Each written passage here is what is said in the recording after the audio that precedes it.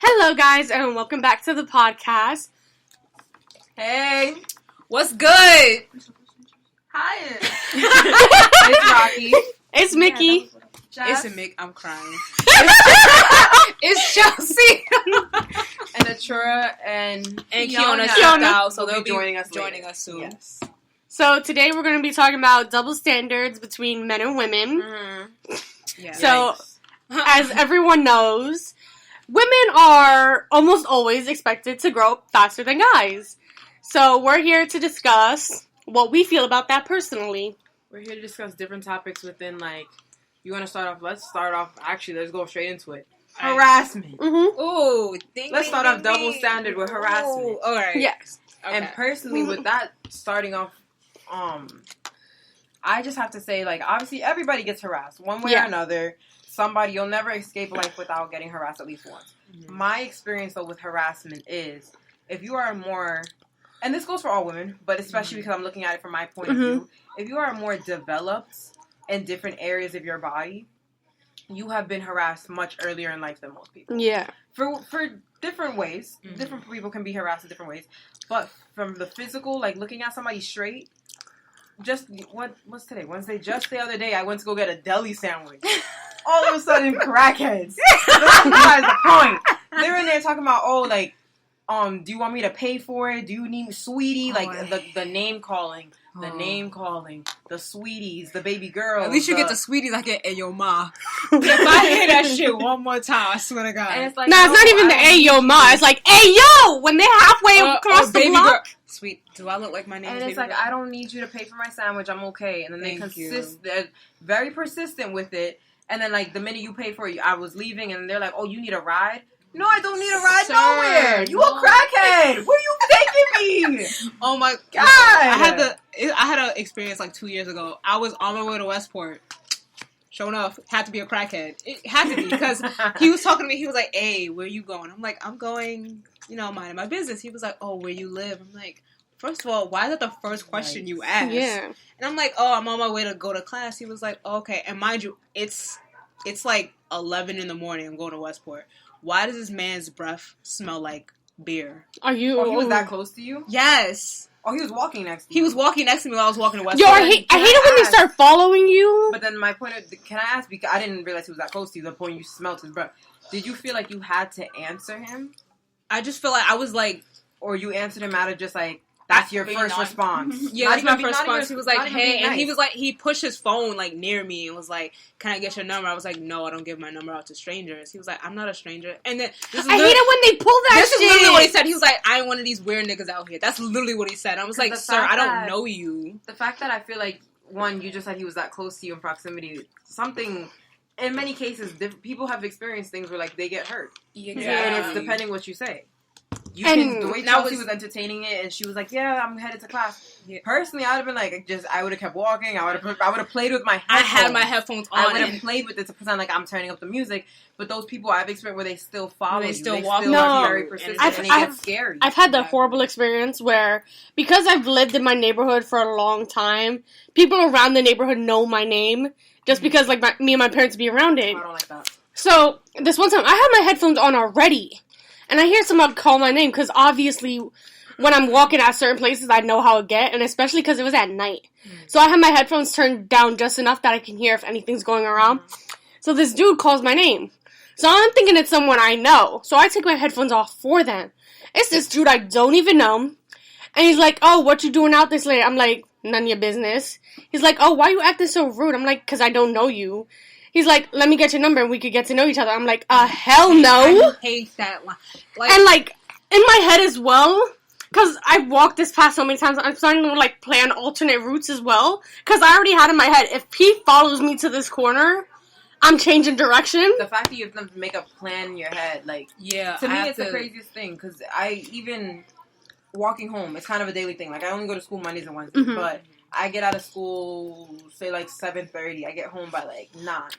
So the streetlights are already on, whatever. But it's an unconscious thing unless I'm fully aware of it and I just pay attention. I completely walk in the street when I'm walking off the bus. When I get off the bus to my house, the walk is a few blocks, but it's I don't even take the chance of being on the sidewalk. And it's just a safety precaution of something could happen. If something did happen, do I have space enough to run? Mm-hmm. I was always taught when the lights go down and street lights are on, you walk in the street. If you are a girl and you walk in that street. Oh, I was never taught that. I was always taught to have something in my hand.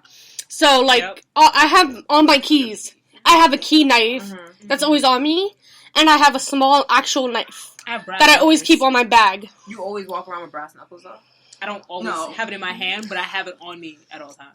And then you have stuff on your keys as well? Yeah. I don't have anything on my keys. I just you can use your keys. I was even taught to, like, put the keys in between your knuckles. Yeah. Oh, yes. And I was like, the fact that we even have to be taught that stuff. Like, I have a taser that I walk around with, and it's too bulky half the time to walk around with it. So I'm like, okay, today I'll just chance it. But that's a crazy thought of today I'm chancing. God forbid something happens. But I don't know. And then my dumbass, I don't really want to get pepper spray because my dumbass will probably spray myself. Like, what is this? And, like, that's one of the big things with the double standard is that, men get harassed too, but it's on such an elevated level for women that mothers are literally teaching their daughters techniques of how to avoid it. Mm-hmm. Like, and it's like, why do we have to learn to avoid it? Why aren't they taught to not continue it? That's respect the problem women. That no means no. Like, oh my god. I don't know. But going back to weird world, guys. Going back to like what Michaela said, I was talking to her about this like before the podcast happened. I was busboy, so that's why I call him because I don't like saying his name. But I was going home, so I have like a 2-hour commute. It's fine. I deal with it, but I deal with it. So this guy. He, like, was looking at me, and I knew he was looking. I'm very good at seeing, like, if people are staring at me. So I could tell he was staring at me for, like, a long period of time. And he sat next to me, whatever. And he was cute. So this is the only reason why I entertained it. Which was tragic. And I entertained this to the point where we got each other's phone numbers and blah, blah, blah. And I'm just, like, now to the point where I don't even want to be in contact with him. I blocked him already. And because I know we take the same bus at the same time, I'm changing, like, the time I get on the bus now. So I purposely leave later just so I don't have to run into him anymore. Because it's just, like, I'm not interested. Do you think if you did run into him, he would say something to you? Every time. Every time he sees me, he wants to have a conversation and talk about relationships. And he loves talking about, like, oh my god, your lips are so amazing. Like, this is all this man talks about is my lips. I'm just like, that's a red flag. Like, sir, we could talk about so much other shit than that. But yeah, it's to the point where I have to, like, change my own damn bus schedule just so I don't have to run into him at certain points. Like, there's also the level of confidence. I won't call it confidence, but arrogance guys have. I was talking to this dude once, and, like, we started getting to the point where we were talking about our past. So I told them about how I mostly only hook up with people that I'm in a relationship, but I had a one-time thing where I hooked up with someone out of a relationship. And the dude starts coming to me for sexual stuff, and I'm like, no, I don't do that. Yeah. He's like, oh, then why'd you let this one dude hit? Like, does that matter? That doesn't fucking matter! Okay, so the thing with the arrogance thing that I think you started to say confidence, but then you switched the word, and it's obviously the scenario. Playing devil's advocate, I think, and I've been victim to it because I've obliged to it. I also think to some extent, I personally think it's attractive when, like, if he's cute, if I see, like, he's around my age, or even not around my age. Well, he wasn't around my age. Whatever the case, I think it's, like, attractive if a guy came up to me and he started to just, like, talk to me. Because it really is up to the scenario. It's a person-to-person basis. And that's why I think people fuck up. This is where the line between confidence and arrogance comes in, is how they respond to it. Because if I'm saying no already and you want to keep pushing it, then you're arrogant. But if I'm replying back to you, flirting back, then yeah, it's confidence. Yeah, and then there's scenarios of, like, oh wait, you were going to say something. No, I was just going to say, going back to the scenario that I mentioned before, like, I like playing hard to get. Yeah. I don't know why. That's how I was going to mention it. I was going to be like, what if you're like, nah. Yeah, and I do that a lot. I know. See, but, like, even listen to how you just did it. Like, the demeanor and everything. If you're playing hard to get, like, there's a playfulness to it. Yeah. And if I'm like, no, like I'm straight up just saying no, compared to, oh no, stop it, or like something like that. Like there's a difference. Like, even saying no is kind of scary sometimes because you don't know like how they're gonna react. How they're gonna react. Because nowadays you could say like, get away from your, like, get the F out of my face. Fucking acid at Yeah. Like straight stab you, like just then because you you got a say yes, rejection. they gonna take you somewhere and they gonna still throw acid on you. So it's like you don't know where to win. It's just nowadays like it's hard. Going back to the double standards, it's harder for men to get rejected because their feelings get more hurt, I guess. They're very fragile. Yes. And you would think it would be the other way around, but like it's scarier for us to say no to because you. Playing devil's advocate on the spin side of it, like if a girl's harassing a guy, and let's be very careful using the word harassing, because like in our context of saying harassing, we're saying it as we get like catcalls, unintentionally provoked, unwanted touching and stuff like that. We're counting that as harassing. Exactly. And then like in the opposite context, like yes, that happens to men. That can happen. And that does happen. But to some extent, like me and my friends, like it's summertime, for example. Yeah. If we're like, oh, like, but we think about it, we're like, oh, like he's cute, like go say something to him, or go say something out loud. He could see that as harassment. Like, from the guy's point of view, he could see that as harassment. Like, I don't want to deal with this. I have a girlfriend. It's not the day. It's not the moment. Whatever. From my point of view, I'm just trying to be funny. Like, it was a cute thing because I know my intentions behind it. And obviously, that's still person to person because, like, I can think the same thing. He's like, I know my intentions behind it. I wasn't trying to touch her. I wasn't trying to, like, rape her in the long run. But it's still person to person. I think that's where people mess up. I can flirt with your friend, but that doesn't mean I want to flirt with you. Like, it's not the same. If I'm really, the same way Michaela was saying, the context of your wording, the way you say something. I think sometimes even playing along, like Chelsea was like, oh, like talking to the guy. She didn't want to talk to him, but she was still saying, oh, like I'm going to class, like, like, no. Not trying to get more. He's not getting back in. They'll take it as, oh, like, but you're not saying no. At that time, I did say no, because he was like, can I get your number? I was like, no. He was like, where do you live? I was like, why are you asking me? So I'm like, it's 11 in the morning. Why are you drinking beer? You clearly don't have a job if you're drinking beer at 11 a.m. The way he was dressed, just no. And then I could tell he like looked at my ass as I walked into Westport. So yeah, just the other side of it. On the note that people are not being weird and stuff like that. I do like when a guy is confident. If we're gonna use that word in that category, I do like when a guy it's the way you. But it is very the way go you present about yourself. It. It's the way you present your wording. Especially like if it is especially wording. Straight to touching. Yeah, no. If you start going up to people, touching people, you're already fucked up. Yeah, if you're a G, like you're already fucked up. Like if a guy goes, if they do one of those cute pickup lines, I'm already turned off. I'm like, oh Lord. But if they're like, if they're like, hey ma, what you doing? Like, I like being, and we in public, no, don't. Just for me, like, be like, hey, you've been running through my mind. Already turned off. I will walk in. No, okay. See, that one's a stupid one. All of them are. No, some of them are really good. My sense of humor is nothing. So I will laugh like dust, like in the air. If they're like, so, what did the Buddhist say to the hot dog man? Like, I will start crying before the joke. I would be like, what? And then it'd be corny. I'd be like, oh, I'd be like, that was cute. If it's a corny one, then it's corny. But there's some really good pickup lines out there. I don't know. I mean, like the stupid 10 I see one is fucking stupid. Oh my god! Before we get into pickup lines, back to the double standard of it all. I want to get into a new topic of past harassment. Let's talk about the most fun topic of all topics. Let's talk about sex. Oh my god! Is that a song? What? Yes. Yes? Question mark? Yes, it is. Let's talk about sex, baby. Before we get wait. Yeah, because this is going up on YouTube. Let's not get copyrighted. Right. We can't sing anyways. It's okay. Shit. But yeah, so my question is, or a statement, however this comes out. Do you guys... Well, obviously we know it's a double standard when it comes to a lot of things with sex with people. But what is your biggest pet peeve, I would think, when it comes to... Whether it is having sex, the sex topic, anything under related to sex, how men get praised, women get slut-shamed. What is your biggest pet peeve when it comes to the topic of sex and double standards with men and women? So, for me, it's like the critique of it. So, like, if a girl has a lot of sex, she's considered a slut. If a girl has no sex, she's a prude. Mm-hmm. Like, what do you want then? Exactly. Are we supposed to be having sex or no? Also, not even about... Well, yeah, the sex is like... If you have, like, a sex tape or a video leaked out or whatever, I feel like if a guy's news get leaked or... Video, okay, yes, I have to talk about that. It's nothing. They're like, oh, yeah, that's Jeremy. Okay. Look. Noah Centineo's nudes got leaked. Oh, yeah. Noah Centineo.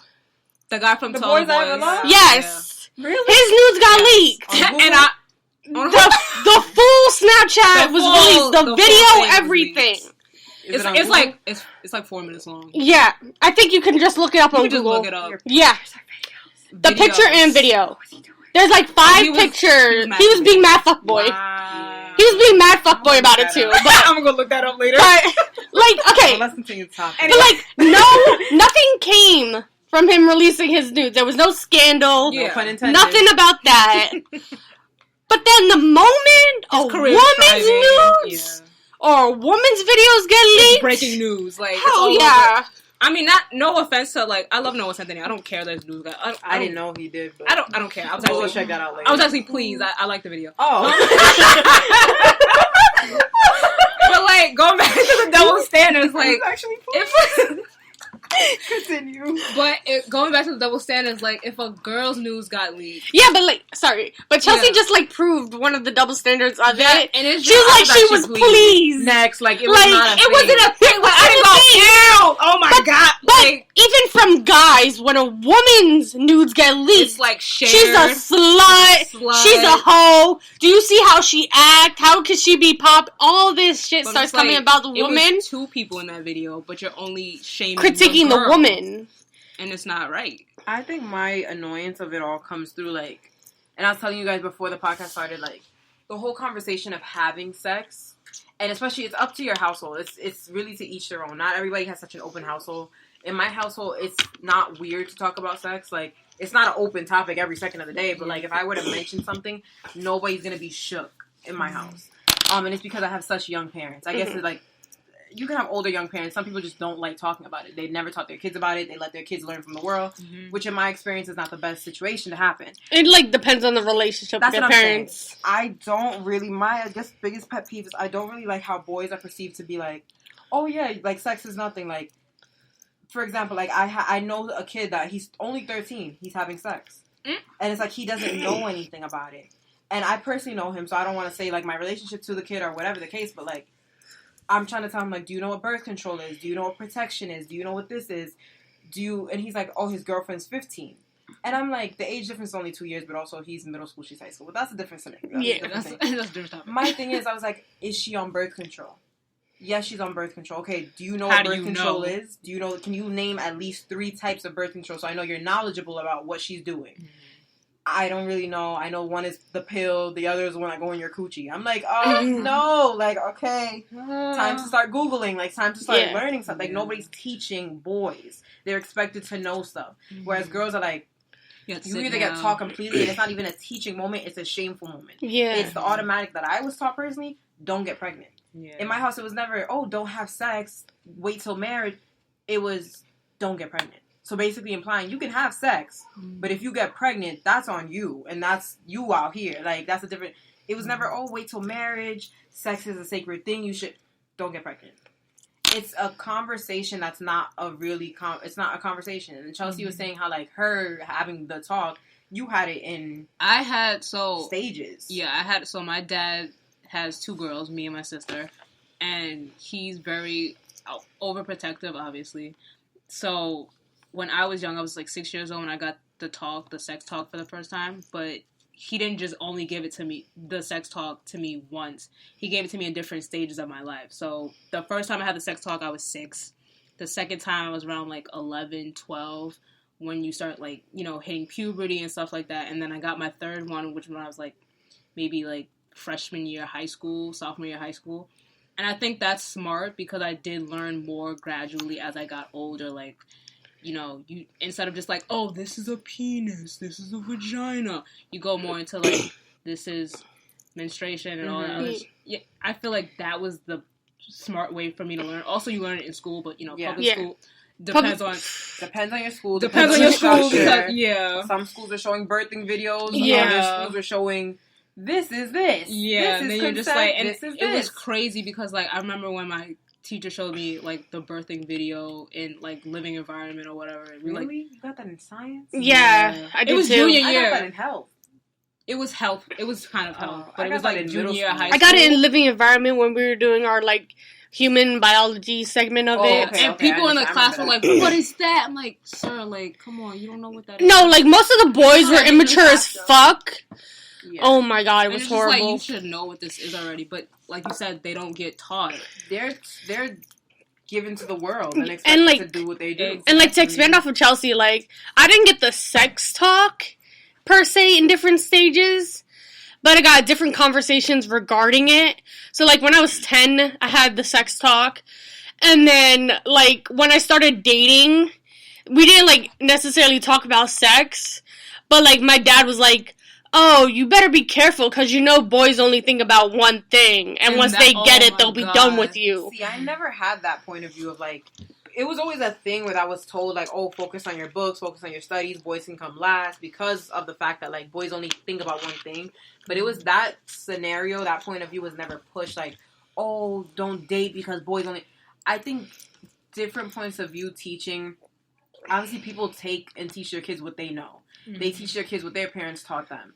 And I think, personally, people need to start learning new techniques of parenting. Yeah, because, like, I'm gonna play devil's advocate for a second. To me, that's, like, really toxic, telling girls boys only want one thing. And when, like, girls relay that to guys, because if a guy tries to go onto her after hearing that kind of lesson, she'll be like, no, my dad tell me boys only want one thing. And that's like, really toxic. I disagree, though, because, like, for me, I never had that with my dad, because I never lived with my dad.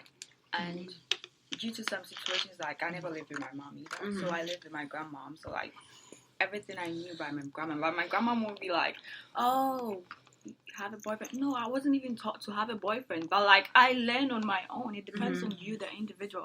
Now that, like, I'm 20, I won't wait for my friend. If my friend is talking about sex, I know it. But then, like, that doesn't mean my mom or daddy didn't teach me. Mm-hmm. I'm responsible to actually learn it. So I believe that as the individual, you should learn it too. I think that's important to learn. Yeah. But I think if you're not exposed to it, that's a problem. Like, so I remember, like, you guys were saying you guys were taught that, you guys were shown the birth video in science class. Yeah. What grade was that? How old were you?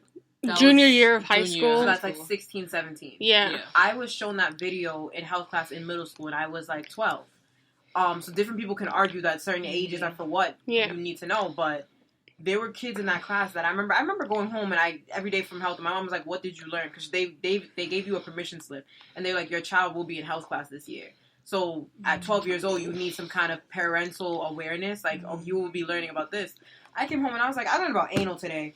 My mom was like, what is that? And I was like, so that means this, and that. You know what's weird? I learned about, like, we had, I don't know why my school did this, but, like, in gym class, we would have, like, one specific day or one random day where the gym teacher would just sit us down for, like, the whole day and just talk about, like, sex education.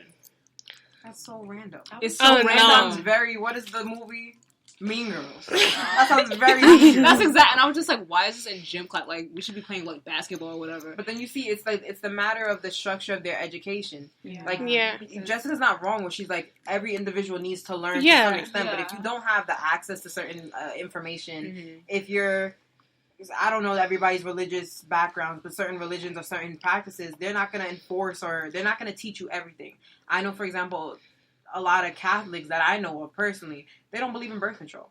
They think it's very unnatural. They think it's not meant for human consumption. A woman, if you were to get pregnant, so be it. You shouldn't have been in that situation anyway, but if you're in that situation, take responsibility for it. Like, no offense to anybody religious who's listening, but that's, like, one thing I hate about these monotheistic religions, is that they'll teach, like, oh, all this thing about be safe and, like, don't get pregnant, and, like, if the girl gets pregnant, they make it seem like it's only on her, like she shouldn't have been in that situation. Very it gets to me so much. That's a whole different thing. Because in my head, I'm like, honestly, if I could allow a guy to hold a kid, I'd give him that kid. Like, if I don't have to hold the child. That's a whole topic we could talk about. Because I remember watching a documentary in class about, like, abortion and how, like, they showed the part of how people were against it and why they were against it. And it was, like, a bunch of Catholics and Christians saying, well, you know, you shouldn't have been having sex. Yeah. But it's like, on the other hand, like... Did you teach us how to prevent things? Did you teach us what protection is? But they teach that in schools.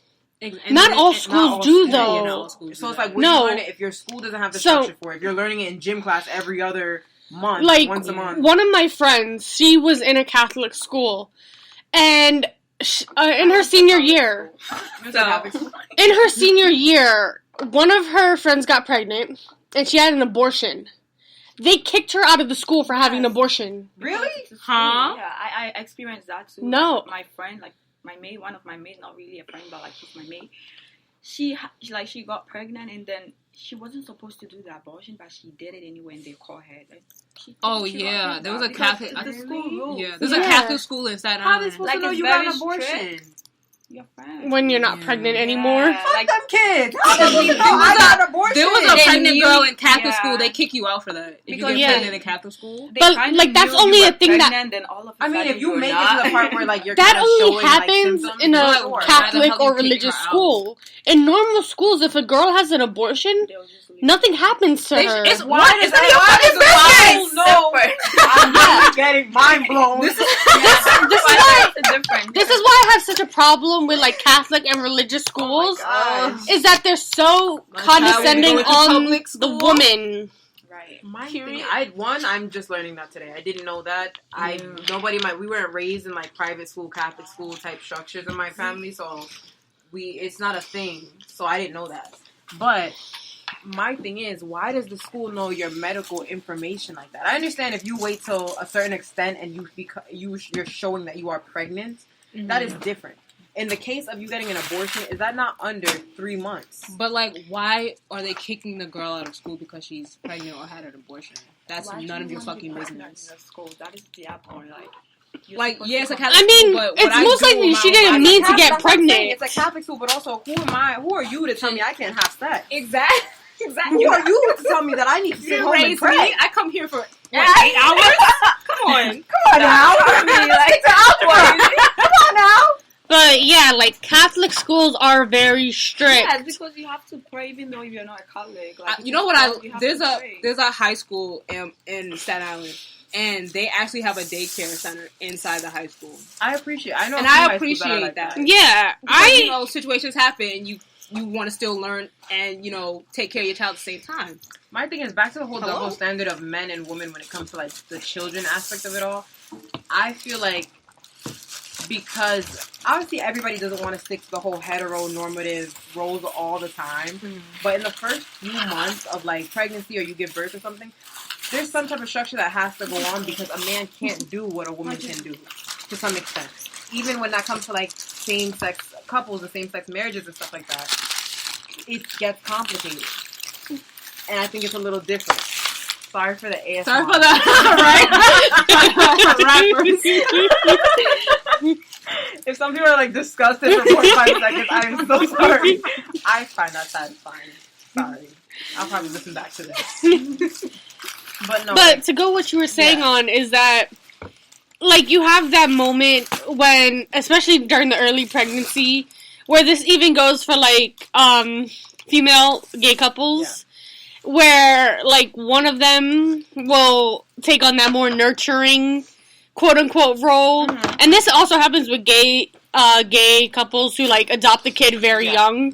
Like, one of them will take on that more, like, nurturing role, and one of them would be more of the, I don't want to say manly role. You don't want to say manly and you don't want to say mom. Because... when you say nurturing, because I understand the structure of, like, what's your sexuality and all that stuff, nurturing is nurturing. That can come from any person, any gender, any identification. That just comes from you being human. The whole, like, I understand when you don't want to put a label on it. But then that's where I'm coming back to where it comes to the double standard of it all. Is like, women are forced to take on these responsibilities because to some extent, if you're bearing a child and it's that young of a baby, you have to take on some type of response. If you're choosing to breastfeed, that's where I'm coming from with that point of view. But the whole double standard of parenting. Yeah, okay. This one I have a huge beef about with parenting. Is if they see a guy taking care of a kid, like, it's cute. Like, they'll say, oh my god, he actually changed a diaper, or oh my god, you're caring for your son or daughter, or oh my god, he took his child out, he's so sweet, like... He's supposed to be doing like, that. duh, hello, what do you think I do all day? And then that's why I think women get judged so harshly, because we're expected to be the best at it. Yeah. And then when we fuck up, we get penalized the hardest. Like, whereas when a guy especially is like, for like doing new moms, be, they're like, "Oh my god, he's doing above and beyond." No, he's doing what he's supposed to be doing. Especially, and I hate when people like for new moms they get so much hypocrite and so much like hate. If you have to realize this is their first child, they're not gonna get it right the first time. Honestly, one of my biggest pet peeves. The third time, seventh, exactly. You can't like. Are y'all pushing out aliens? No. Especially like celebrity moms and they post their baby and stuff. They're like, oh, you could read the comments. Oh, you're not supposed to be doing that. You're not supposed to be giving that child that food. You're not supposed to be doing. My biggest pet peeve is, you know, when you're in a supermarket and the child starts throwing a tantrum. Yeah. And then you'll have those annoying ass, and it's women who do it. The annoying ass women that want to shoot the mom a dirty look for her kid throwing a temper tantrum. Don't give a shit.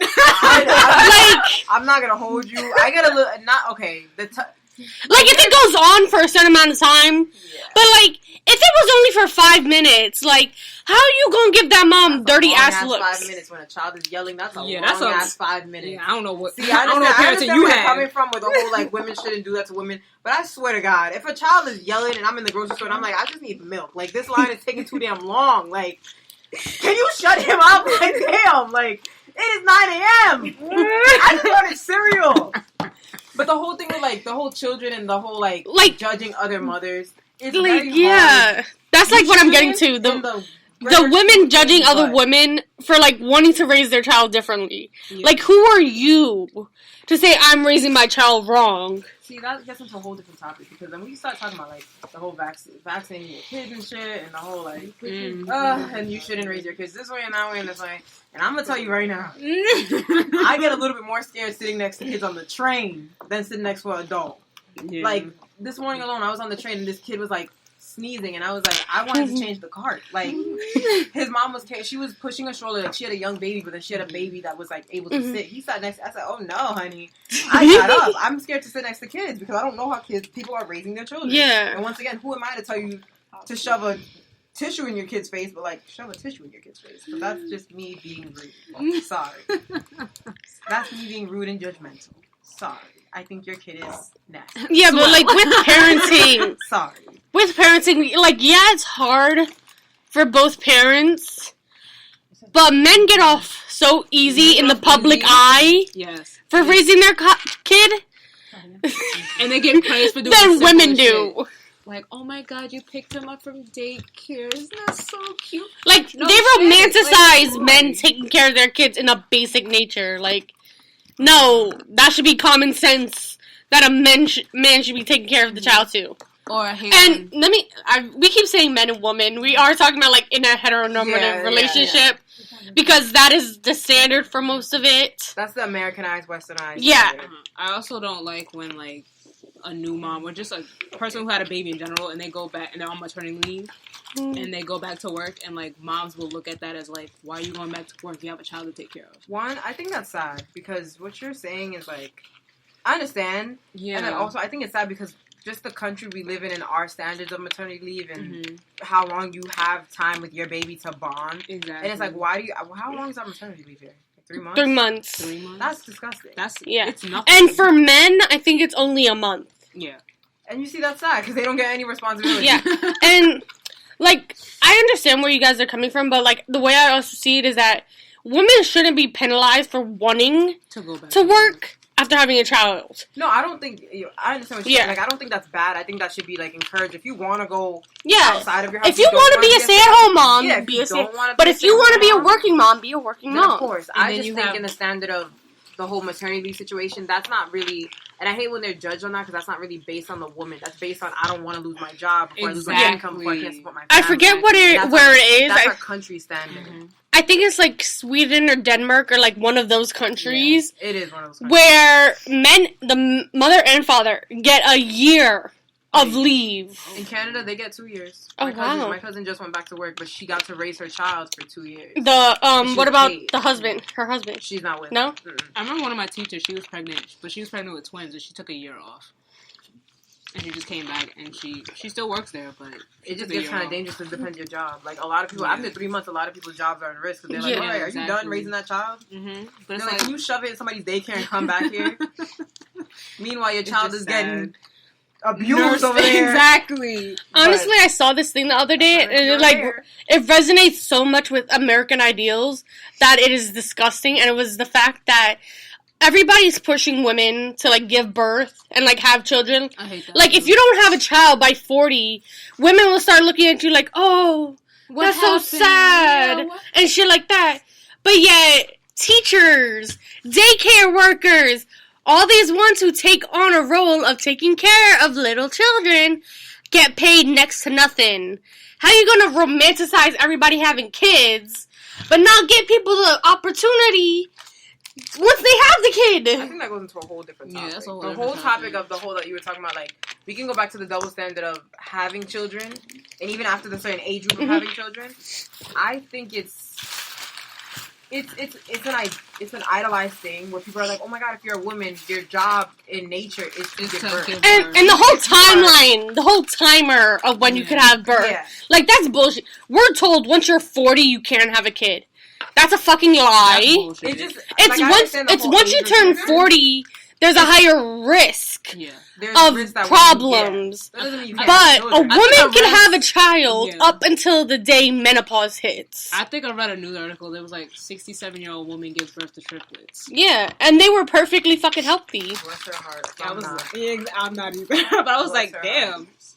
I just think it's a whole selfish scenario where women are expected to have kids. Like, in an idolized mind of my own, like, I would want a big family, but then there's a part of me that's like, I don't want to hold these kids. Like, there's a selfish part of me that's like, like I was saying, if I could push a kid in a guy, like, I'd be carrying the kid. Like, I would not be carrying the shit. One of my professors, because she's a cop and I want to be in law enforcement, and I always told myself, I'm going to have 3 kids tops. Like, I always wanted 3 children. Yeah. And then, like, we had a lecture, she was giving us a lecture, and she was like, you do know, like, you have to put time away for your job and your career. Because if you go and have those 3 kids, who's going to raise them 3 kids when you got 18-hour shifts and you got to be on patrol for most of the day? I'm like, damn, I never thought of it like that. Like, I still need to have my career after I have all these damn kids.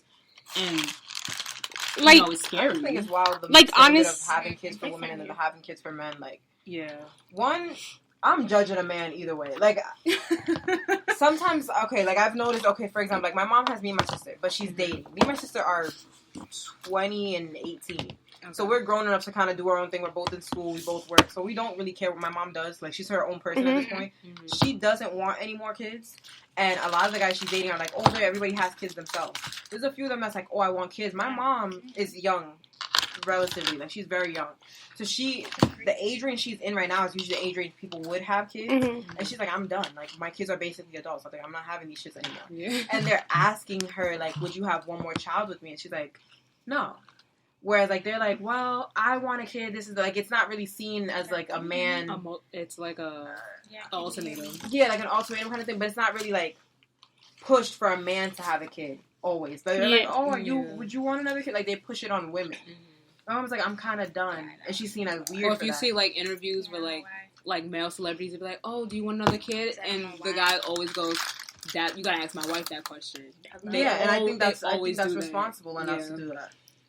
I don't know. I'm judging men. Like, if they don't have kids, I'm not really judging you crazy. I never really caught myself judging a guy that didn't have kids. But then, if you have but, like, that's part of it. I'm judging you. Like, it's always a back and forth. Like, that's part of the problem. Is, like, we think of a man who can be, like, well into his 50s. If he has no kids, I'm like, nobody's judging him. Yeah, that's what I'm trying to think. But I am questioning it. If a woman, you went 50 years without a kid, in 50 years without a kid, people start judging her like your life was not complete. What did you do? Yeah. Like, And, like, You guys, there's also the whole idea of a woman's life is only complete when she has a child. which is Like, sad because a lot of girls grow up and never want kids ever. Yeah. Like, So, honestly. I think it's a selfish thing to expect women to have children. mhm. And then, like I was saying, like, I couldn't even form a sentence, so I was trying to think in my head. I was like, I've never caught myself questioning a guy that was 50 that didn't have kids. I never Honestly, I think adoption should be more normalized. Because there's hella kids in adoption centers who are aging out of the system and are treated so horribly, and we need to make adoptions more of a thing. I think that can be relative. Like, in general, yes. But I also think it can be relative because I think, like, adoption is normalized to some people. It just depends what's exposed to you. It's like as a society, though.